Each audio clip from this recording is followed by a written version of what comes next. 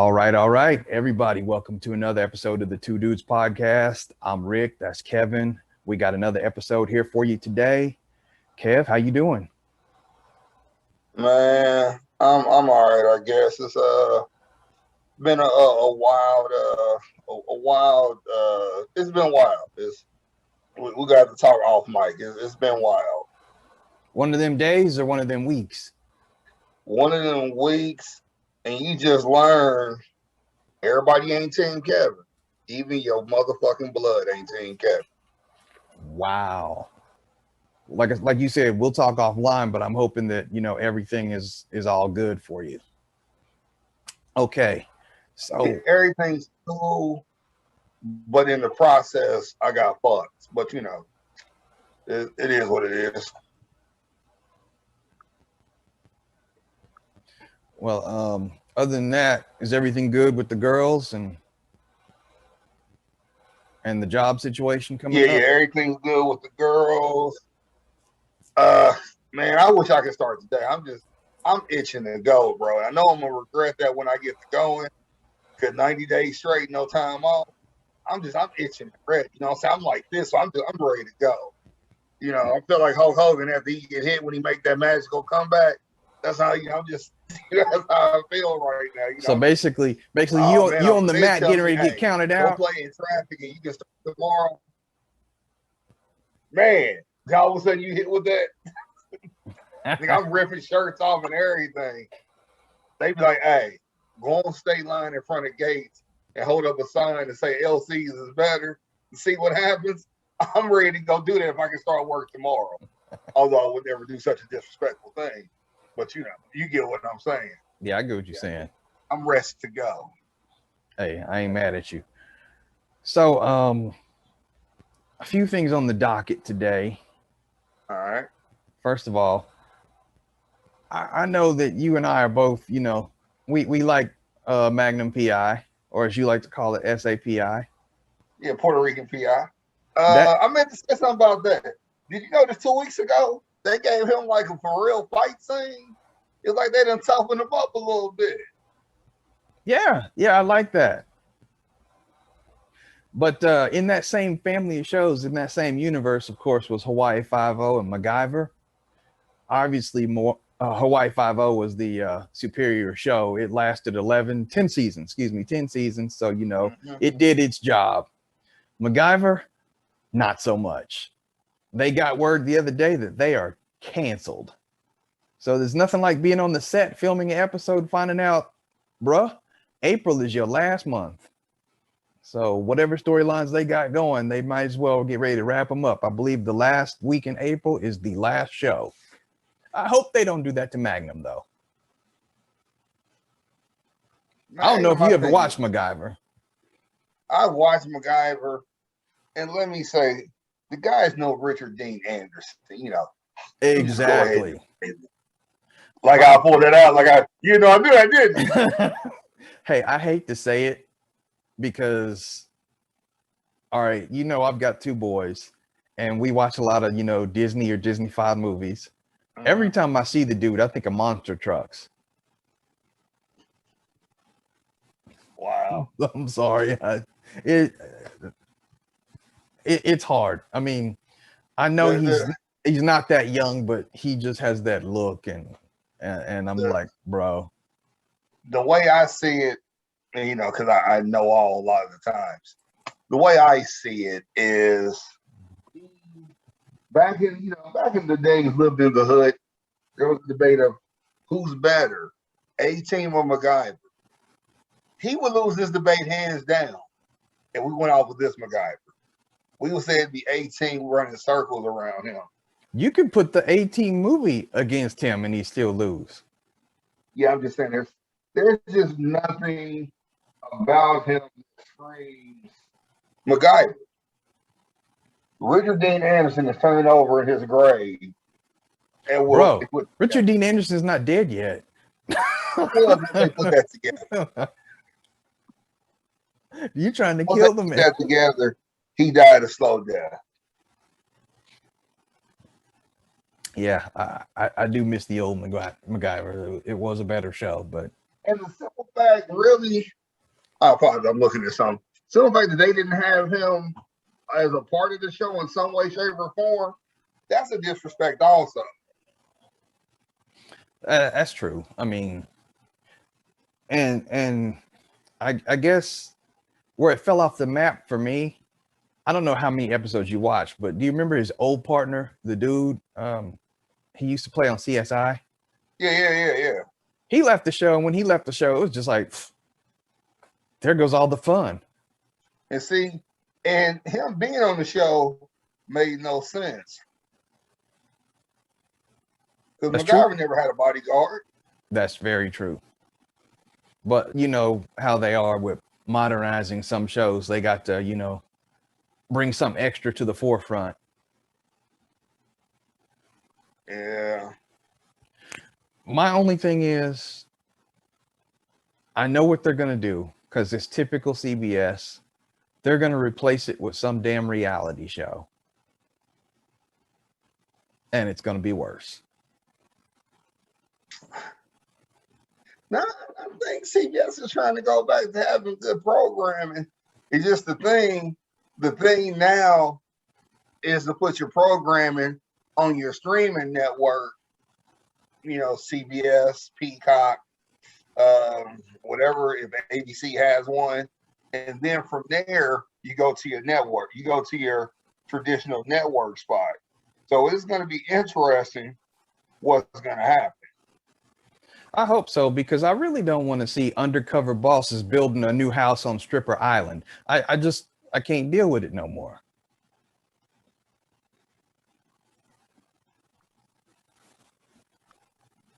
First off, you sound like T-Pain. Boy, that was funny. Don't be hating on Undercover Boss. Undercover Boss is a dope show. Although sometimes a little bit on the bullshit, how you just go talk to this random ass white man or whatever.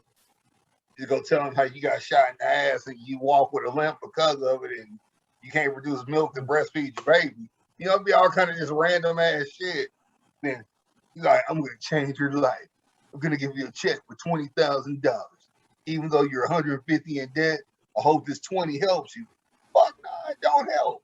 But you know, it's a good show. I don't know why I think it is, but it's a good show. That's a slap in the face. Just pinching him off a little something, you know he need more than that. That's wrong. That's kind of like, which Kardashian was that? Was that Khloe a few weeks ago that got in hot water because she started a GoFundMe for her makeup artist? No, instead of just giving the money? The younger one. I was the younger one. Kylie or some shit like that. It all mixes together when it comes to them. You know, you watch the show. That's all. I don't watch the show. I heard about it in the news. That shit's in the news, and we really got problems. You know how I feel about them and Kanye. We need the old Kanye back. So we don't need Kanye, period. I wasn't really a fan of the old Kanye. Man, the first two albums were the bomb. Then it went downhill. They was fast. Cool. They was cool. Once he started auto-tune, it was over. Oh, that was just for that 808 heartbeats. That was experimental. His best album is My Twisted Dark Fantasy. But, you know, Kanye just need to stick to producing more than anything. His two gospel albums wasn't bad, but they got me uplifted, you know. I don't think they was better than Snoop's, but, you know, they wasn't bad. Yeah, I don't know how we got on the subject of Kanye. That's the last person I want to talk about. Let's talk sports for a second, because I got some beef with Reggie Miller. Why? They asked him, and I forget which media outlet, because they were talking about how teams are creating super teams nowadays. Mm-hmm. You know, you want to play with your buddy, you want to go over here. Hey, come over here, let's win a championship. They asked Reggie Miller about playing with MJ, the GOAT. And he had a harsh reaction. When asked about teaming up with Michael Jordan, he said, if MJ would have called me and tried to sway me to come to Chicago, I would have told him to go fuck himself. Okay. First of all, you don't disrespect MJ like that. First of all, MJ would have took it personally and put another 40 on the board en route to a championship on your ass, which he did. So you know, See, Reggie. no, there you know this. Reggie's all up in his feelings because he didn't come No, away with no hardware. And no. before you say another word, you and I Okay, both go ahead. know Cheryl is a better basketball player than Reggie. Okay, one, you're petty for that, and no one's ever disputed that. He'll even tell you that. I told you I watched a thing on HBO Max about a UCLA team, and I never knew how dope Cheryl or Cynthia Cooper was. I never heard of Cynthia Cooper until WNBA, and you seen what her and Cheryl Swoops and Tina Thompson and all them did. But the record, Tina Thompson still finding the motherfucker to be like 6'1", but still got that big ass mouth too, boy. I tell you, that's a whole nother story. But Cheryl Miller there will never be one greater than her. All that Donna Taurasi, Sue Bird talk, dead and all that.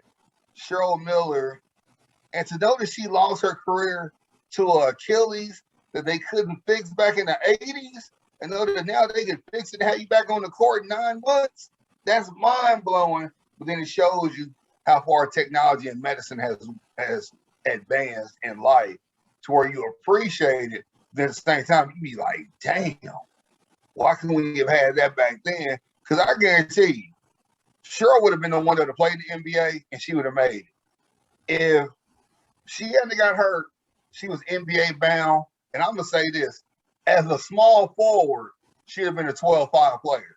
Easy, a 12-5 player.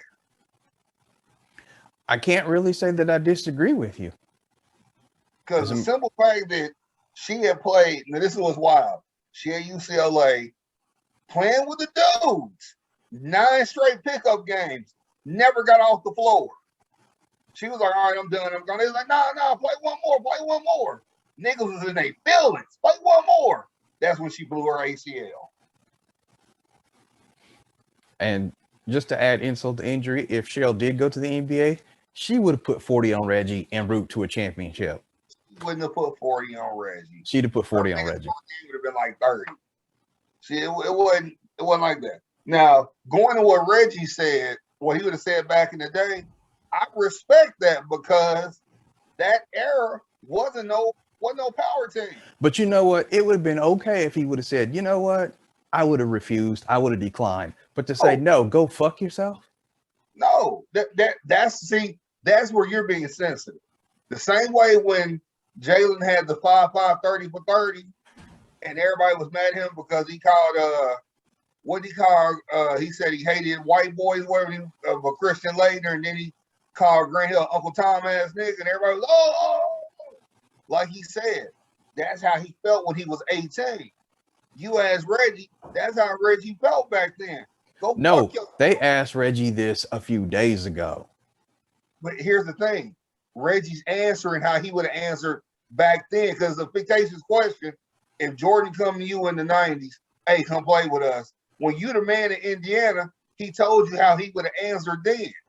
Patrick would have answered the same way. Admiral would have answered the same way. I know Karl Malone would have. He'd have put a little twang on. You can go back. You can leave New Orleans. You can go fuck yourself. Yet everybody you just mentioned ended up going to another team at the end of their career in trying to chase that ring. Yeah, Karl Malone did. He did. But at the same time, I think Karl Malone just, this is gonna sound wrong. At some point, Karl Malone, remember, he was a black man needed out of Utah. That's all that was. The Mormons stopped protecting him when he couldn't do nothing for the Jazz anymore, and he remembered he was a black man in Utah, and he had to seek freedom. So he went across the border and went to LA. That's all that was. And you know it was odd seeing him in a Laker jersey. Exactly. He lost all his skills. He forgot how to play. That nigga couldn't hit a jumper off the side of a bridge. He couldn't, they say he could knock water off a bridge. There was nothing he could do. It was sad. We'll just agree to disagree on Reggie. He's still a punk. But anyway. That's that bull. That's that. Y'all think Michael Jordan just, heavenly father ass nigga. Reggie answered how Reggie would have answered back in the day. And Let's I face it. respect Reggie for it. Let's face it. Because As much as you talk about how you hate how everything went when Kobe passed, if anything happens to MJ, expect it to be 5 times as much. Expect it. I'm already If know. anything happens to Reggie Miller, he'll be a footnote at the end of a column on page 5. And let's keep it 100. Only reason why Reggie be a footnote because he's older, his days are past. Only reason why Kobe was important because he was our first young star in his prime to die. His prime was over. He was retired. Move the fuck on. I That's rebuke, the only reason. but Jordan was older than Reggie and Kobe. But here's the thing, though. It's Jordan. Jordan Exactly. is and was the lead. Jordan, Exactly. it's like this. Jordan, AI, Magic, Bill Russell, and Shaq. And maybe Barkley because of TV. Those 6, it'll be a big ordeal. Guaranteed 5. Barkley's kind of a wild card. Yeah, I like all your other picks, but I'm not seeing it on Barkley. He's kind of there, but he's kind of not. Because of the way I've seen him be so respected across the board, with everybody on TV, they say he's so refreshing and he ain't changed none. I can see a big ordeal for him. If anything, in the South, it shuts down. The South shuts down because of Barkley. I get that. Yeah, but damn, dude, don't ever pick Alabama over Auburn. Yeah. I think I may have to turn. That'd be like you saying, I'm going with the Jets over the Chiefs. No, you ain't. Never in your life would you do that. Hey, back when the Jets had Curtis Martin, that was the bad curl wearing motherfucker.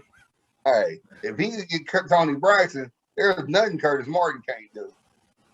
Except win a championship. And ever breathe again, Damn. That was a good one. That was a good one. That was a good one. For those of y'all that didn't get that, Tony Braxton, get it? Never mind. Y'all don't get it. All right. They get it, they ain't supposed to get it. Why are we talking about football? Let's go to college for a second. It's kind of dope. I don't really care about the team. UCF, the Knights, they changed up one thing on their new jerseys. The coach allowed them to put their handles on the back of their jerseys instead of their last name. So you could put at Cayman 255 on the back of your jersey, or at RJK Pro on the back of your jersey. So all his kids have their handles, whether it's Twitter, Instagram, whatever, Facebook handle, whatever you want to put on there, is going on the back of your jersey. I like that.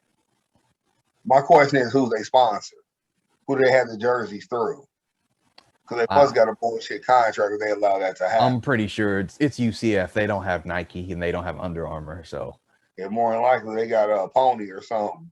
So, or they might have LA gear. I don't know, but it may catch on. It may start a trend.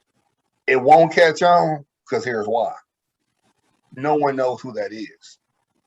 It's not going to catch on because if I'm Nike and I got this endorsement deal with, say, Florida, I can't sell that because people ain't going to know who that is. I beg to differ.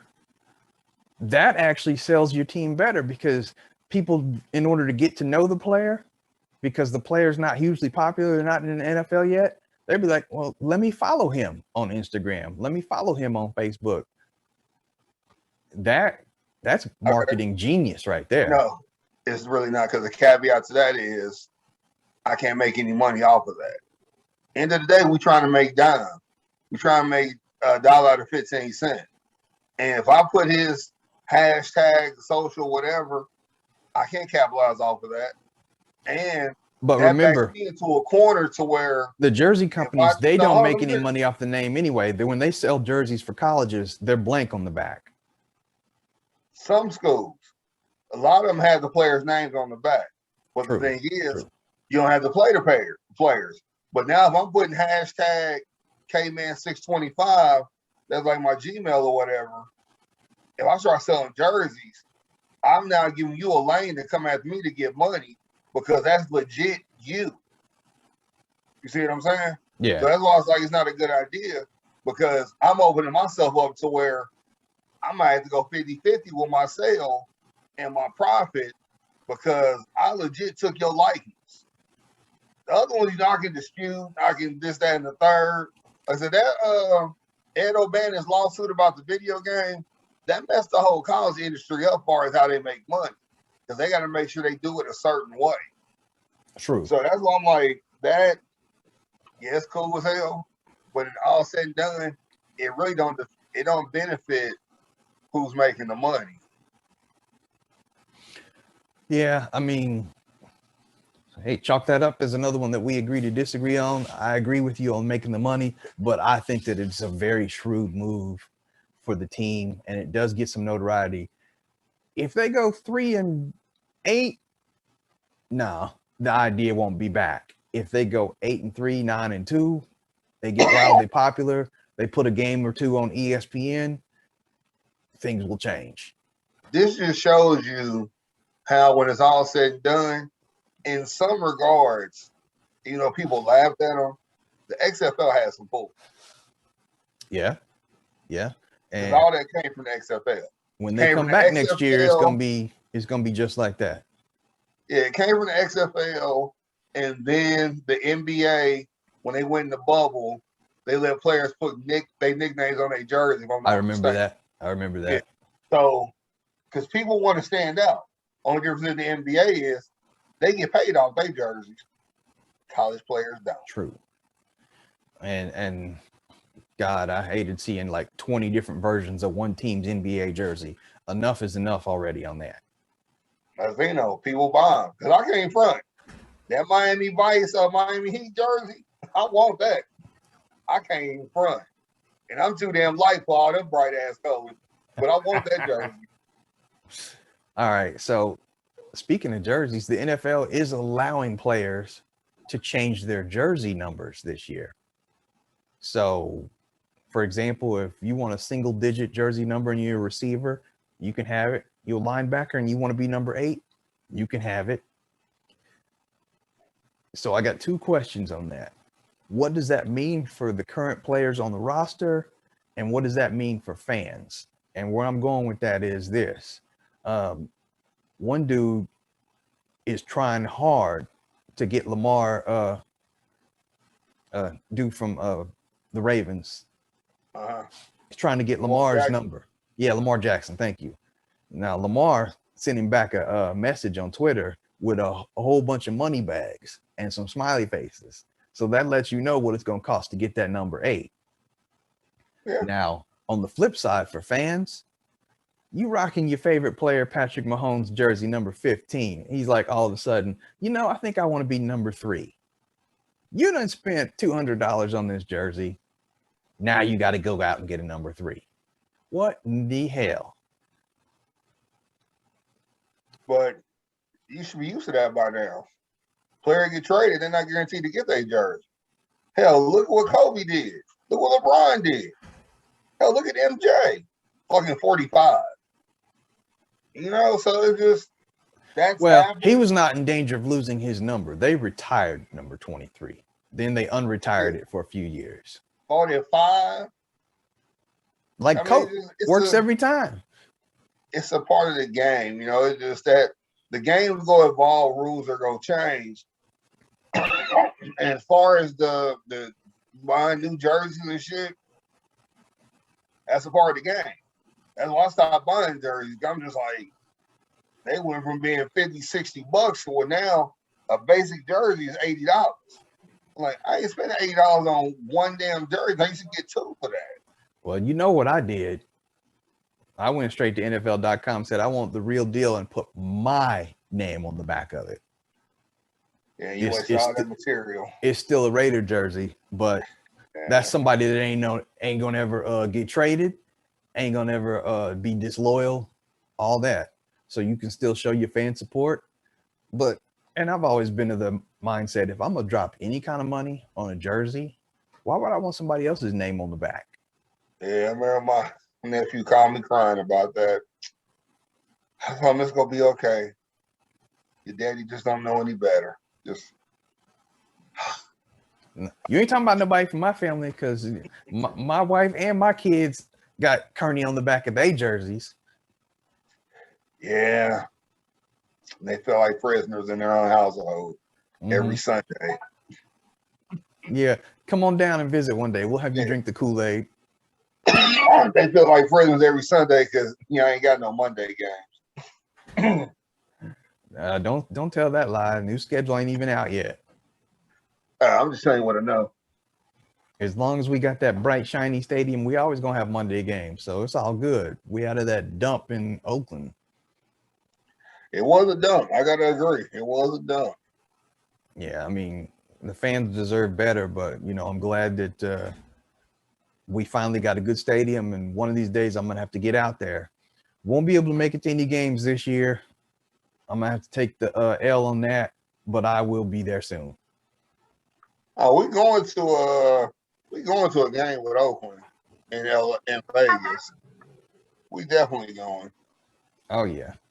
Was it? We'll 2023. We'll be there in 2023. Because I know you got some things going and some things you're trying to make happen. So 2023 is when we'll make that happen. And I only got one thing I'm trying to make happen, and you know what that is. Yeah, I was gonna say you're trying to, dead in one to start another. So just trying to give you time. Yeah. Shoot, I'll be ready. Trust and believe I'll be ready. So, I know it seems a little bit light today. You got anything that you want to go before I get to this main thing? What was the main topic? What's the main thing? Friendship. Okay, before we get to that's unnecessary subject. Every subject's necessary. There's always a listener out there. I like the what I sent you was going on with Tennessee State and Eddie George. Yeah, I give Tennessee State props because they're kind of doing what I said. You got to make your own coach. You got to find your own coach. You got to find what makes sense. And to me, Tennessee did better than Jackson State because Eddie George not the face of Tennessee behind Steve McNair, God rest his soul. Yes. Man's from fucking like Ohio with Ohio State. But you couldn't, if you didn't know anybody, you would think he was from Tennessee, right or wrong. I agree. So getting him, even though he has no coaching experience, they had, unfortunately, white media had to put out there he's never coached before. There's a lot of damn coaches we the guys that have never coached before that are coaching now. Let me explain something to everybody out there. I know you already know, but first of all, this is Deion's first year coaching, isn't it? Uh-huh.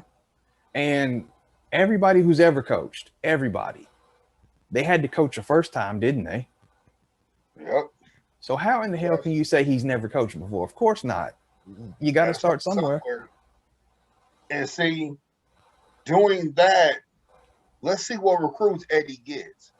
If he just gets the best out of the state of Tennessee, I bet that's leaps and bounds better than what they've been getting.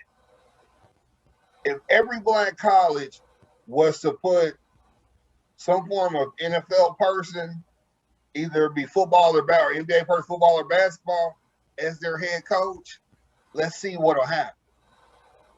Because it can be like they talking about how they say we need to have our own, this, and the third. We've been having our own. We just ain't, like I said, we ain't took care of it. What did he say? Who owns these universities? Buy the university and put it how you want it. Fix how you think it needs to be. This puts him in that direction to do something like that. But people always thinking in that box instead of thinking outside the box. So now what P's saying makes that much more sense. And sad, it took Eddie George getting hired more than Deion because Eddie George is a quiet person. You ain't seen no press release or nothing. You just know he getting the job. Deion, you saw all kind of shit or whatever. So it's one of the things to where, Deion's the first, but the person coming in behind him, I think is going to do more because of his mannerism, how he is. Yeah. I'll go give Deion props. He just got Pepsi to do endorsement with the swag. He's making things happen, but it's just the fact that I don't foresee him taking a for real back seat to anything. Well, he's a little salty right now because they're in the middle of that 3-game losing streak. Hey, I saw highlights because I still don't know what the fuck he's doing because it ain't football season for them or whatever. But spring football season. But it's like he's the only one playing. Nobody else playing. Seem like it, or I guess I'm just. There's a few other teams. Yeah, I guess I'm used to the normal when everybody start season or whatever. I get you trying to see what he got and everything. Yeah, it's like basically just doing a traveling exhibition season. But I find it ironic that he got hella offense and no defense. That is ironic, but you've seen that before in the NFL where you have a defensive-minded coach and the defense is ranked 30th. So I get that. And I liken that to sometimes you have too many Chiefs and not enough Indians. Yeah. If you've got a philosophy, you can't hire the best person for the job sometimes because they may have a different philosophy. Case in point, last year with the Raiders, I forget who that defensive coordinator was, but that was John Gruden's guy. John Gruden's guy sucked, so he got ran out of town. Now we got Gus Bradley. John, keep your hands off the defense. You're offensive guy. Let it go. Now let's see what we got. And I guarantee you, we're going to be ranked better than 30th in defense next year. That'd be 28th. That's still better than 30th. Yeah. Hell, the Colts won a Super Bowl with no good defense. They have Bob Sanders often getting hurt and a couple defensive linemen that played well. Where is Bob Sanders at nowadays? One hit too many, bro. He had to quietly retire. Yeah, because I think his shoulder was messed up. Yeah, because he always launched himself into people. But he would tear some people up. Yes. Hey, Bob Sanders. He was a dog. Bob Sanders on your team. You Yeah. want at least 2 on one because he was a ball hog. It's just he had no appreciation for himself, shall we say, his well-being, because he definitely would be out there getting in it. Hey, that's one dude that played with everything he had. And I'll give it to him for that. Another person I'm going to give it to for playing with everything they have, and this breaks my heart to bring him up because, I don't like Patriots at all. But big shout out to Julian Edelman. I've never seen somebody do so much with so little and made it happen. What the hell with that pussy? Julian Edelman ain't shit to me. I'm sorry.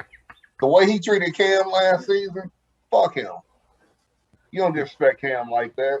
But did he? Because it's coming out that he played hurt and he was barely available and all that. Mm-hmm.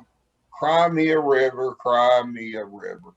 You got mad Brady left you behind. You treated Cam like he wasn't shit. Because when the team, he could always when the owner come out and say that we didn't give Cam the weapons he deserved, that lets me know you wasn't trying to do shit for Cam. You sorry prick. Nah, he could always pull a Gronk, come out of retirement, and the Patriots cut him because it would cost against the cap, and then go to Tampa Bay. Now Gronk was a free agent going to Tampa. He was already, his obligations was done. But now Edelman can kiss my ass. I have no respect for him, so he can go somewhere. Switching to the next topic so we can get kind of looking at time so we can get to the main event of this whole situation. We had a tragedy last Friday with this past Friday. And I swear I've never seen how sick people are to want to be the first one to announce somebody done passed. Talking about DMX? Want to be so quick to make somebody a martyr for the past another person. So some rock you've been under, you don't know DMX passed. God rest his soul. He had a lot of demons. He lost that fight, unfortunately. I'm happy that he did because he was always losing the battle. And I just think he was only supposed to be here for a little amount of time. I think he was actually here longer than he was supposed to be here. I feel like him and Pac switched top roles with each other. I think X supposed to be here for a limited time, and Pac should have been here a great amount of time. But both, in some regards, were prophets in what they were trying to do and what they're trying to communicate. And I appreciate them both. What I don't appreciate is people, he's dead, he died, you know. They said he was dead Wednesday. No, he still was on. If you're on life support, you still living. You ain't living until they hit that button. Regardless of what people say, veggie state or not, until they hit that button, you're still alive. And then to see Jay-Z and Beyonce bought DMX's masters and gave them to his kids, that's virtually impossible, and that don't happen overnight. Negotiation deals got to happen, people, for something like that to happen. That ain't a 5-second conversation. And Jay-Z don't have that kind of pull because you idiots fail to realize DMX sold over 75 million records for Def Jam. You think they letting that cash cow go just because he died? They'll send their condolences. Hell, they may even pay for the funeral. They're not letting that cash cow go unless that deal makes sense for them. So just stop. Stop with that madness. And then on the flip of that, be respectful to the man. The man had like 17 kids, you know, by however many different women. But I feel bad that y'all playing with the man's life like that as if he ain't got kids when the majority of them are old enough to read and see what's going on. So it was all, a lot of shit was just in poor taste. Yeah. But overall, the hip hop world lost a great that to this day, he was one of the best concerts you could have ever seen. I hate that I had tickets to go see him. This is back in his heyday. Rough Rider Cash Money concert coming to Kemp Arena of all places. I was supposed to go see him. Me and my homie Corey got in the wreck that morning. I used to go to school at Mo West in St. Joe. We got in the wreck. We coming in traffic. Listen, because my friend Corey was like, certain music make him drive fast. Used to fuck my head up, but at the same time it'd be funny to him. So listening to music, had X playing. We getting hyped, getting amped. You know how you had 2 lanes, you let somebody come out of the parking lot, but then they're gonna go into that one lane. This old ass man comes, he comes all the way into our lane and hits us. Now mind you, we was going at a decent little rate. So he hits us, he loses control, he drives off a cliff or whatever and falls to this other parking lot. So it's kind of like a raised parking lot to this mall across the way. He shatters his hip. He don't even know we look like, no, he hit us or whatever. We end up ambulance, go to the hospital. Friend of mine was like, man, you had the party of the year in the waiting room. I was like, really, nigga? Party of the year in the waiting room? So we never made it to the concert. My homie Kenny went. We was going like 8 deep. Missed it. So that's what I learned. God don't like rap concerts on Sunday. So if it's a rap concert on Sunday, I won't go. I can't do it. I'll be like, hey, I'm good. And I'm going to go ahead and pass on that. My little sister, love her almost to death. Called and was like, where your seats at? I was like, I don't know. My ticket ain't around me. Oh, you all right? Yeah, I'm all right. Oh, we want to know where your seats was. We was going to go take your seats so we can see the concert better. Oh, yeah. Mind the fact that I smacked the windshield, shattered that bitch. That's why my tooth is chipped to this day because of that wreck. And it was, well, I'm telling you, I had glass in my hair, pulling glass out my eye. My whole damn 75% of my face was swollen from that wreck. It was crazy. Because I wanted to see fucking DMX. And I was mad I never got to see him. And I guess any other time he came to Kansas City, I missed him and never got a chance to see him live. And for what I've been told, before drugs really took over, he got Hollywood, he was one of the best acts you could ever see live. And I never got to see it. So because you decided to put your head through windshield, X didn't give it to you. You know, he was like, you slip and you fall. And I was like, I'm about to get wet. This motherfucker catching on fire. I'm going to get hit with a hose. But yeah, but he's definitely one of the greats. He will be missed.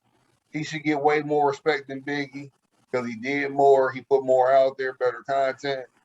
But sadly, they gonna treat him like he was a drug dealer, and they probably gonna make him fade into the dark. Which, well, hold on for a second. I want to touch back on what you said. When did you find out about Beyonce and Jay-Z buying those masters?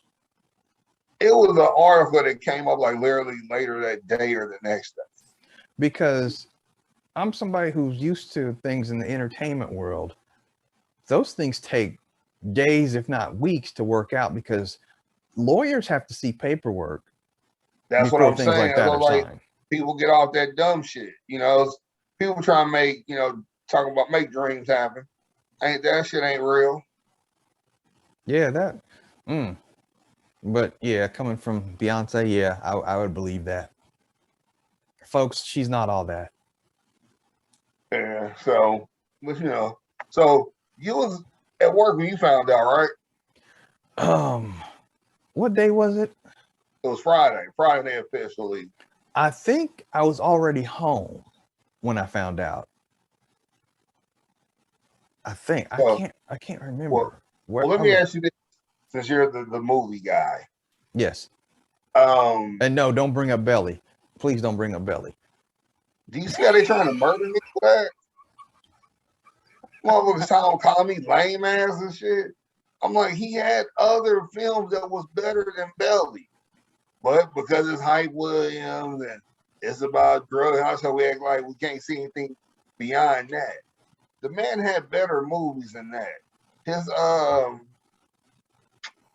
and what was that movie with David Arquette where he was that book? What was it Something Never Dies? I forgot what it was called. Where he's driving around that white car, that badass car. Man, I can't think of that movie because I watch it like every time it comes on. But I'm not sure. By you being a movie guy and all his movies that you have seen, which one do you find yourself watching it again like you ain't never seen?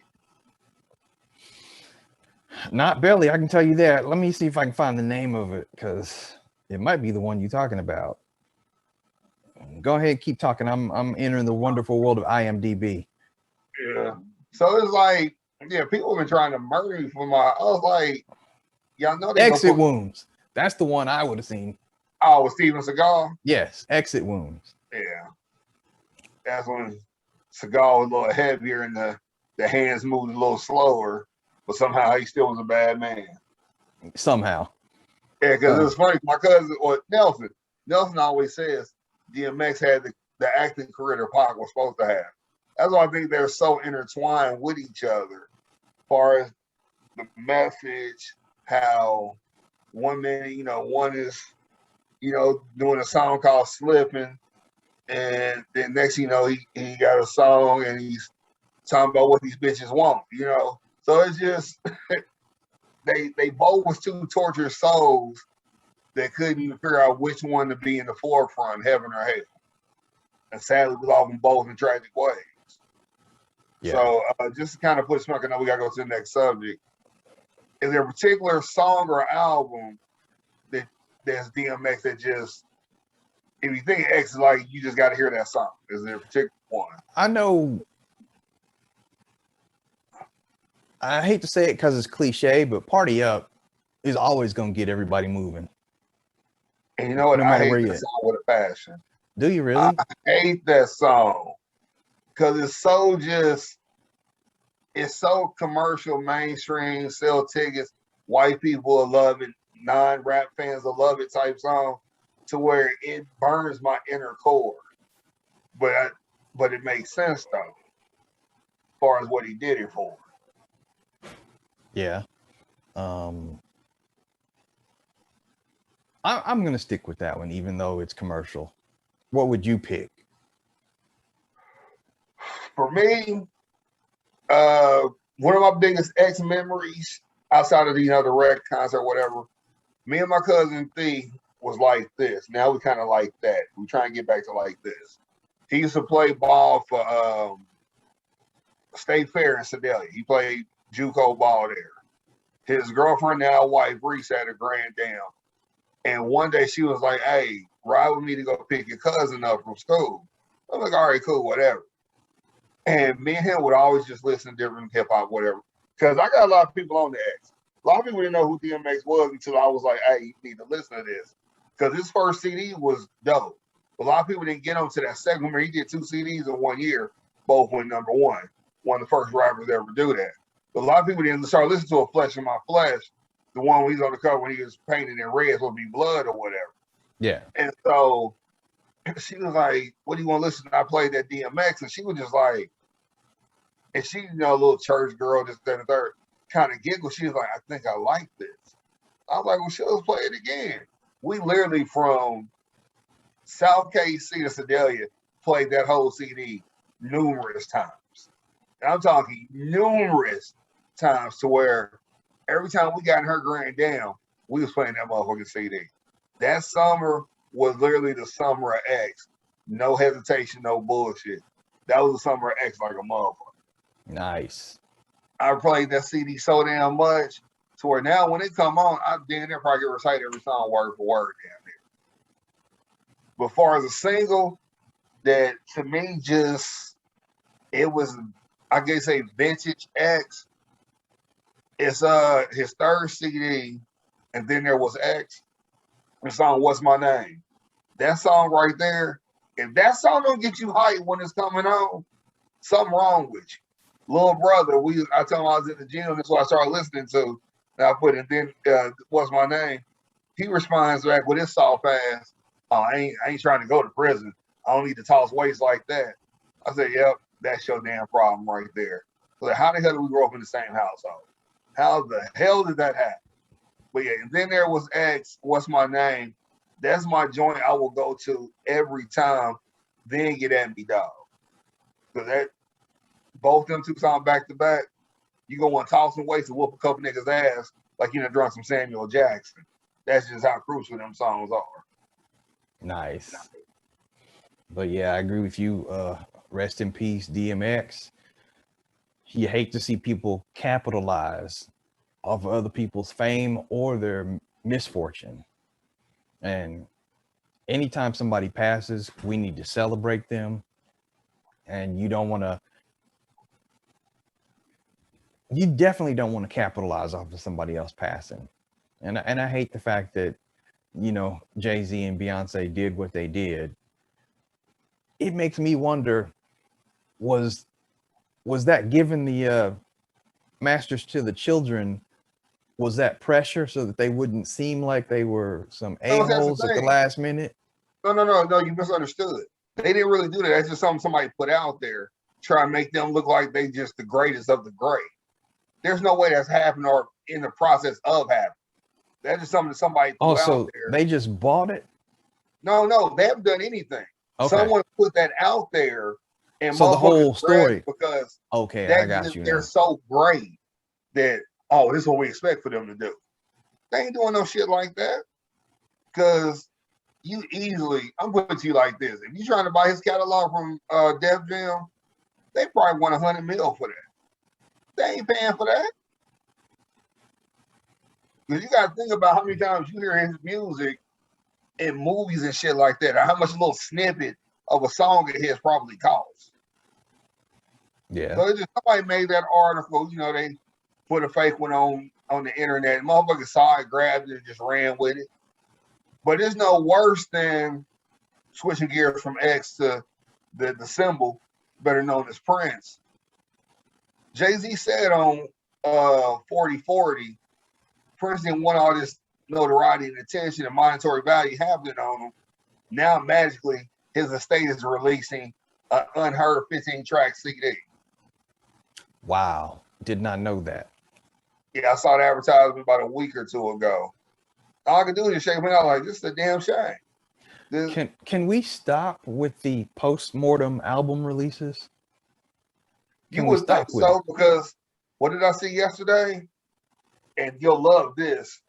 DMX had just finished his album last week for a summer release. Really?